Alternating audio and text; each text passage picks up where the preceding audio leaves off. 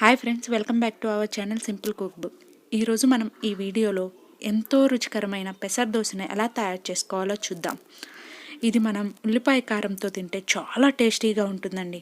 ఇప్పుడు ప్రాసెస్ చూద్దాం. ముందుగా 1 కప్పు పెసరపప్పును తీసుకొని వాటిని 4 to 5 అవర్స్ బాగా నానపెట్టుకోవాలి. ఆ నానపెట్టుకున్న పెసరపప్పును వాటర్ లేకుండా వడకట్టుకోవాలి. ఇప్పుడు ఆ పెసరపప్పును మిక్సీ జార్లోకి తీసుకోవాలి.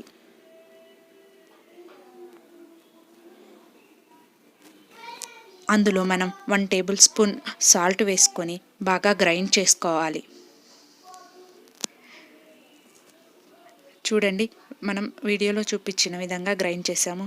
కొంచెం థిక్గా వచ్చింది. మనం దోశ కన్సిస్టెన్సీలో ప్రిపేర్ చేసుకోవాలి బ్యాటర్ని. సో మనం వాటర్ యాడ్ చేసి ఇంకొకసారి గ్రైండ్ చేసుకోవాలి.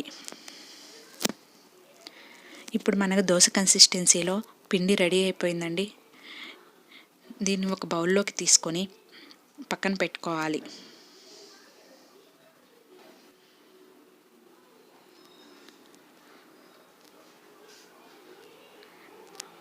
మనకు వీడియోలో చూపించిన విధంగా కన్సిస్టెన్సీ ఉండాలండి. దోశ పోసుకోవడానికి చాలా బాగుంటుంది. మనం ఇప్పుడు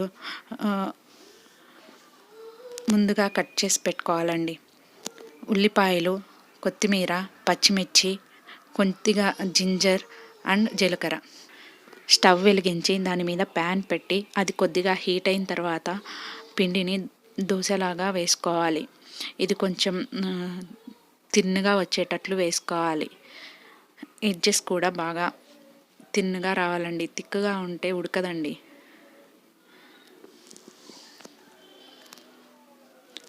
అలా దోశ వేసుకున్న తర్వాత మనం ముందుగా కట్ చేసి పెట్టుకున్న ఆనియన్స్ ఉన్నాయి కదండి, అవి వేసుకోవాలి.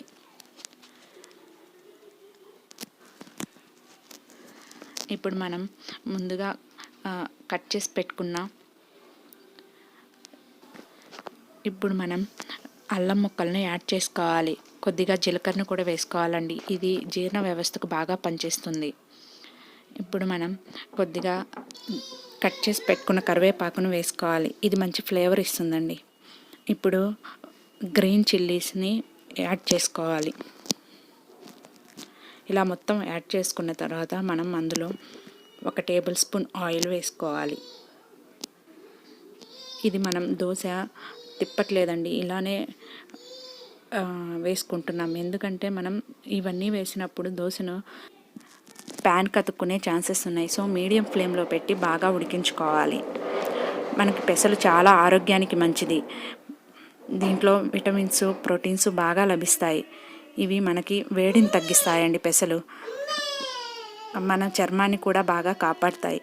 సో పెసలను మనము డైలీ రొటీన్లో భాగం చేసుకుంటే చాలా మంచిదండి. సో మన దోశ రెడీ అయిపోయిందండి. మనం వీటిని సర్వింగ్ బౌల్లోకి తీసుకొని సర్వ్ చేసుకుంటే పెసర్ దోశ రెడీ అయిపోయిందండి. ఎంతో టేస్టీగా ఉండే పెసర్ దోశ రెడీ అయిపోయిందండి. ఈ దోశను మనం ఉల్లిపాయ కారంతో తింటే చాలా టేస్టీగా ఉంటుందండి. మీకు ఉల్లిపాయ కారం ఎలా తయారు చేయాలో వీడియోలో చూపించానండి. ఆ వీడియో డిస్క్రిప్షన్లో లింక్ ఇస్తాను, మీరు ఒకసారి చెక్ చేయండి. ఈ దోశను మీరు కూడా ఇంట్లో ట్రై చేసి ఎలా వచ్చిందో కమెంట్ చేయండి. ఈ వీడియో మీకు నచ్చినట్లయితే లైక్ చేయండి. ఇలాంటి మంచి మంచి వీడియోస్ కోసం మా ఛానల్ని సబ్స్క్రైబ్ చేసుకోండి. పక్కనే ఉన్న బెల్ ఐకాన్ని క్లిక్ చేయండి. Thank you.